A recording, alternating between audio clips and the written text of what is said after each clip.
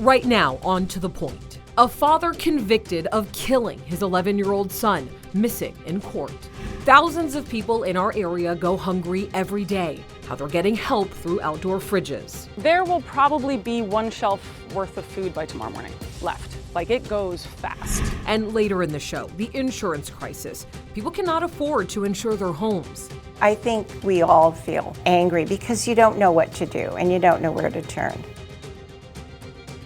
But first, breaking news tonight out of Israel. This is To the Point. I'm Alex Bell. Within the past hour, the Israeli cabinet approved a temporary ceasefire with Hamas. The ceasefire includes the release of 50 of the roughly 240 hostages being held in the Gaza Strip. And it's not clear when the truce will go into effect. Israel's prime minister vows that the war would continue even after a ceasefire. And just hours ago, protesters gathered outside Congresswoman Doris Matsui's house. They accused the Sacramento lawmaker of failing to call for a ceasefire and ending U.S. support for Israel killing civilians in Gaza. One woman who identifies as Jewish had this to say. I was raised with understanding that never again means never again for anyone. No more genocide.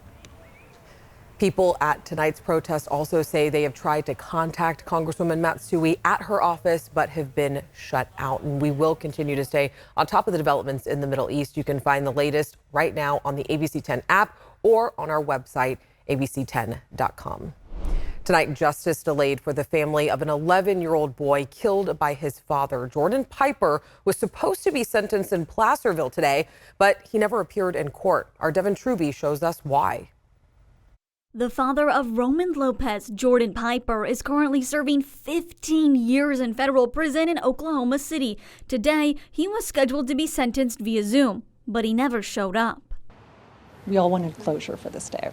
It's been almost 4 years since 11-year-old Roman Lopez was killed. He was reported missing on January 11, 2020 in Placerville, found later that day in a storage bin in the basement of his family's home. Investigators say he was malnourished and dehydrated. Almost a year later, Roman's father, Jordan Piper, was arrested for his murder, along with his stepmother, Lindsay.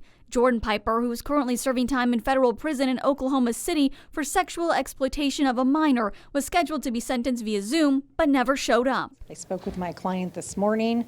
He was anxious to get this to occur today. He was doing everything from his end that he could to get a note to the correctional officer. He needed to be moved to a different room. Both the Deputy District Attorney, Jay Linden, and Defense Attorney Tasha Salfin upset with a lack of communication from the Federal Bureau of Prisons to have Piper appear. Phone calls to the prison, to the marshals, the bailiff made attempts to communicate with somebody, and we were unable to get a hold of anybody. Jordan Piper's family traveled from Michigan and will now have to travel out again. 10 people also appeared via Zoom to give victim impact statements. Several started to cry when the postponement was announced. It's very emotional. As the court stated, the court could have just taken their statements without Mr. Piper present, but the point of it being that he hears what his actions did, how his actions impacted these various victims' lives. And so, of course, they're emotional, but I'm positive that they would rather say the things they have to say to him than to the judge. Sentencing has been postponed to January 24th, and there is what's called a status conference beforehand to make sure he will be available. Developing tonight, a woman shot in Antelope. The Sacramento Sheriff's Office says it happened behind a shopping center in the area of Antelope Road and Watt Avenue. Deputies are investigating and ask anyone with information to come forward. Tonight, Roseville police say they are increasing patrols around the Galleria after 2 armed robberies in the mall's parking lot. Police say shoppers carrying high-value items were targeted over the past 2 days. Police are asking people to stay vigilant and report suspicious activity. Thanksgiving just days away, and for many of us, we'll have a lot of food while others will go hungry. One organization has teamed up with local homeowners to try to make a difference. And as our Jeannie Nguyen explains, there is a way that you can help. I'm here to fill one of the community fridges to help folks who are experiencing food insecurity in the area. Bree is the founder of the Awkward Gardeners Community Table, and for the past 5 years, she's been filling outdoor fridges known as fridges to help those in need. And during the holidays, she's working hard to make her rounds of donations. I'm trying to really focus on helping as many folks as possible. All of this food and supplies come with partnerships Bree has made across the community. And there are a few grocery stores that I work with and get their leftovers as well. For example, Costco, Trader Joe's, Raley's. But I'm working with other groups to be able to obtain some of these leftovers and share with other mutual aid groups. On top of food, Bree will also leave some essentials to help people stay safe. Then there's items like Narcan. Today, Bree is filling up the fridge in Oak Park. Once it's full, she will post on her social media pages that it's ready to be picked up and also encourage people to leave any donations. There will probably be 1 shelf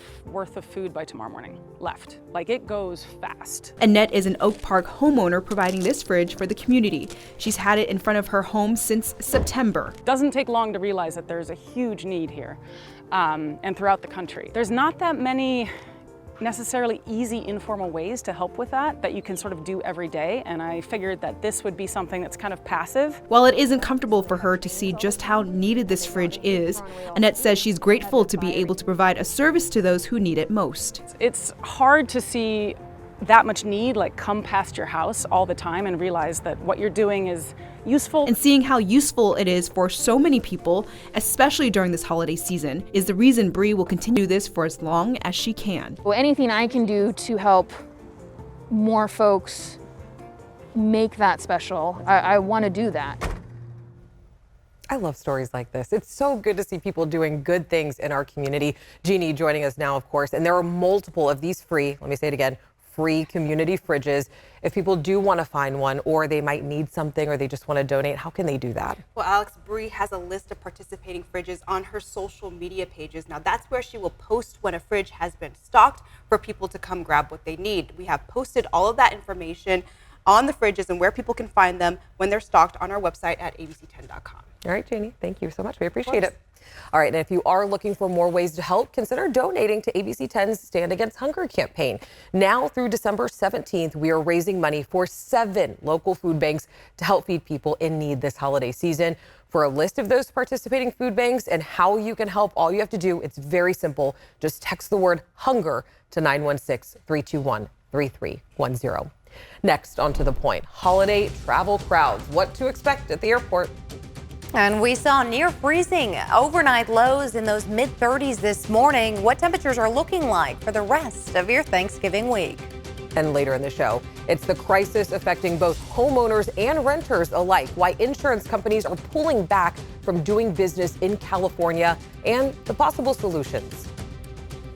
We've been canceled by our homeowners insurance at least 5 times, possibly 6. The costs keep going up, and I don't know what folks are going to do. It's just terrifying.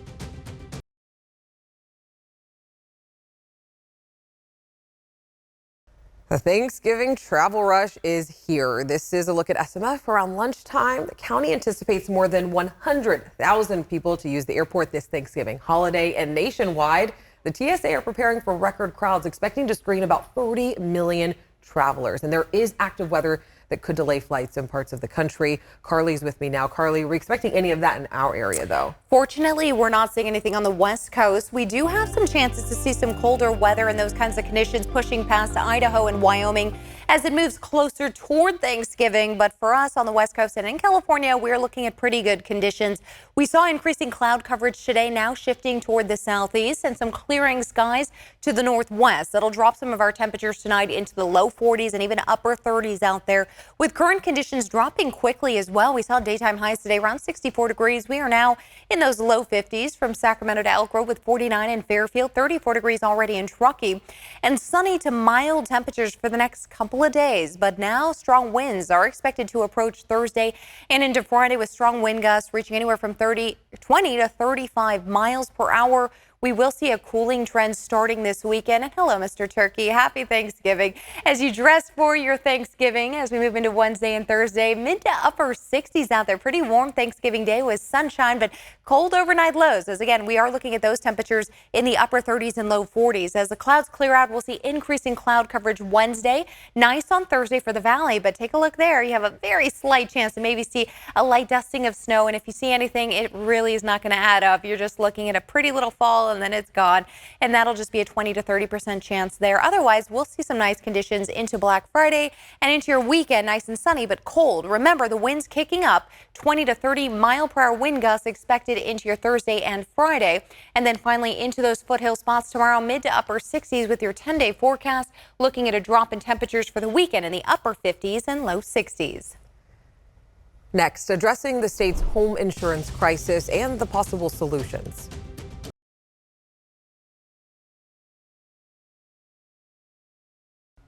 Right now, an insurance crisis is threatening to destabilize California's housing market. Homeowners insurance is increasingly unaffordable and unavailable. As we've reported, the state's insurance commissioner announced major changes, and that was back in September. 2 months later, how well are those changes working so far? Rebecca Habegger has been tracking this growing crisis for years now, speaking with homeowners and the insurance commissioner himself. We're at a critical stage when it comes to the availability and affordability of insurance. I sat down recently with California Insurance Commissioner Ricardo Lara via Zoom from his office in Los Angeles. Having an uninsurable state is not an option. If you own a home, you probably have a mortgage, and lenders generally require homeowners to have fire insurance, which I'll refer to as homeowners insurance throughout this story. But in the past 2 years, most of the major companies in California's homeowners insurance market have paused or restricted new business, causing availability to plummet and prices to go up. We are seeing these tremendous spikes in premiums. Companies cite the rising risk of wildfires due to climate change, the increasing cost of materials to rebuild a house, and a need for updated state regulations. How would you explain what's happening to the average Californian? We're seeing the impact of some of the most devastating wildfires in our history, coupled still with this level of inflation, which now really impedes the cost of rebuilding. With so many companies choosing not to write new homeowners insurance policies, many people are turning to something called the California Fair Access to Insurance Requirements, or FAIR plan. Known as the insurer of last resort, it is increasingly becoming many Californians' only resort. We don't want a fair plan that's growing. We're essentially putting the riskiest homes under the FAIR plan, putting it essentially in them not be able to afford a future peril. The state-mandated FAIR plan is bare bones, offering just basic fire insurance. It's also expensive. I'm single, divorced, I'm on a fixed income, and I don't know what I'll do if I can't afford the house. Tuolumne County homeowner Kathy Townsend is on the FAIR plan after 2 insurance companies dropped her. My payment has doubled, and I'm not making any more money. I sat down with her and other homeowners to see how the insurance crisis is affecting them. We moved here in 2014, and we've been canceled by our homeowners insurance at least 5 times, possibly 6. The costs keep going up, and I don't know what folks are going to do. It's just terrifying. I think we all feel angry because you don't know what to do and you don't know where to turn. Mark Dyken runs a homeless shelter in Tuolumne County and says this crisis doesn't just affect homeowners. As these costs go up, people who are right there on that margin now can't afford that house they've had for a long time, or their rent goes up because their landlord has to pay for this increased insurance cost. Some people ask, why move to a place like this if the risk is so high? Jim Schmidt, a former seasonal firefighter with the U.S. Forest Service, has lived in the area nearly 40 years and has seen the climate change. When we moved here, wildfire was not a big deal. To blame people that live here for, moving to a high-risk area is kind of inaccurate. It's not fair because the conditions changed after we got here. Some insurance companies still doing business in California are requiring homeowners to do wildfire mitigation or home hardening on their property if they want to keep their policy. But those efforts can be expensive. Last year alone, we spent over $10,000 doing vegetation mediation. And some people still have their policies canceled or non-renewed. We're in a crisis in Tuolumne County. We are losing residents. I caught up with Tuolumne County Supervisor Ryan Campbell outside one of 2 resilience centers the county opened a year ago. It's a safeguard for emergency events when evacuations are required. He says the county has invested in wildfire mitigation efforts on the community level and would like to see insurance premiums and availability reflect that. For people that are on fixed incomes, people that are poor, people that are seniors, it is just not feasible for them to be able to afford house payments, to be able to afford groceries, and also be able to pay $4,000, $5,000 a year for homeowners insurance. It's ridiculous. In El Dorado County, I met Laura and Charlie Callahan in 2019. Their premium had quadrupled to $4,200 a year. And we're on a fixed income. In 2020, they left California and moved to Tennessee. It really came to homeowners insurance was the big one because it was an unknown. You know, we didn't know what the future held for that. If we even were able to keep getting insurance, much less how much we were going to have to pay for it.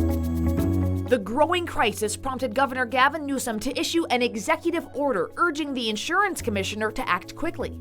That was September 21st, just days after the legislature failed to pass a last-minute reform before the end of session. You know, there's no doubt that California is at an insurance crossroads. Hours later, Commissioner Lara announced what his department calls the Sustainable Insurance Strategy. This is a comprehensive strategy to modernize our insurance market. Since voters approved Prop 103 in the 80s, insurance companies have to get state approval before raising their rates. Companies say the process takes too long with too much red tape, and they've been asking for changes for years. As part of the state's new strategy, Commissioner Lara struck a deal with insurance companies. It includes a faster, more efficient review process when companies request rate increases. Companies will also be allowed to use wildfire risk prediction technology to justify those increases. Currently, companies can only use past climate data. As insurance expert Carl Sussman puts it, they're trying to find a way to come up with new ways of predicting loss, because as long as they can predict loss, then they can properly price products. And if they can properly price products, companies come back, more companies come back, competition ensues, and then at the end of the day, hopefully we're all paying lower premiums, not higher. So what do homeowners get in this deal? A company must write 85% of all its homeowners insurance policies in California's high-risk areas, like Tuolumne County, hopefully taking those people off the FAIR plan. Companies must also offer discounts for people who do wildfire mitigation on their property. Isn't that the best deal where everybody leaves a little upset? Lara says the changes should coax companies back into writing new policies in California once more. But consumer advocates worry the changes will drive up prices for homeowners. So I asked the commissioner, is it fair to say, as part of the correction process here, the market coming back, things might get worse before they get better? I honestly think that we are at a peak. A lot of these regulations that we're working on, as they're coming into fruition, you're gonna now see the industry really coming back, because through this agreement, they made it very clear they want to stay here. They want to continue to grow. So you're going to start seeing change, I think, in the next couple months, hopefully. He says his department is already hiring more analysts to expedite the rate increase review process, though the deadline for the full implementation of his new strategy is December 2024. Something needs to be done right now. Supervisor Campbell says low-income homeowners on fixed incomes don't have time to wait. People are going to have to move away from our beautiful communities just because they can't afford fire insurance. Some are leaving the state. Others are hoping for change. I was born here. My great-grandparents were here. No, I'm not leaving California. Becca joins us now. It's so hard to hear what some of those people are going through. I mean, getting a letter 5 times. I mean, can you imagine that? Yeah, it would be very scary. People need these insurance policies in order to keep the mortgage on their house. Exactly. And I do want to mention that through your reporting, you found this isn't just California specific either. Yeah, across the nation, for various reasons, insurance companies are raising rates and leaving states like Florida, Texas, and Louisiana. It's such a big problem. U.S. senators are investigating. The Budget Committee sent letters to 41 insurance companies asking where they will pull coverage or raise premiums next. Responses were due on Friday, and I've asked for an update, but we have not yet heard back yet. And we should mention, for homeowners struggling to afford their current coverage, I've shared some tips from insurance experts on our website. You can head over to abc10.com. And we will continue to follow this. Becca, thank you so much. We appreciate it. All right, next, the history behind California's first tribally operated visitor center.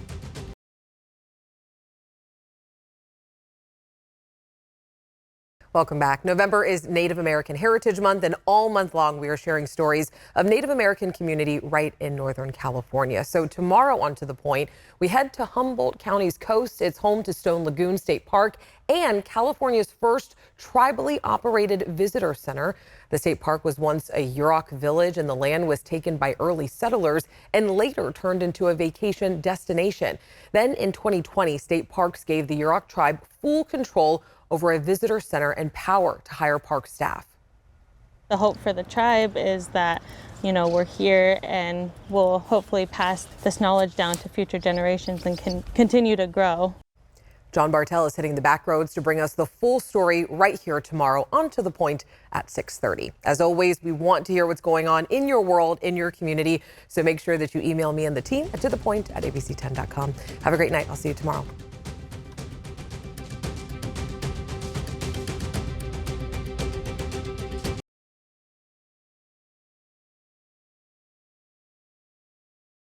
Hey, it's Alex. Just wanted to say thank you so much for watching. I really love hearing from everyone, and I hope that you'll stay in touch. Reach out to me on Facebook at AlexBellTV, or you can email me at tothepoint@abc10.com, or you can even send me a text message at 916-321-3310.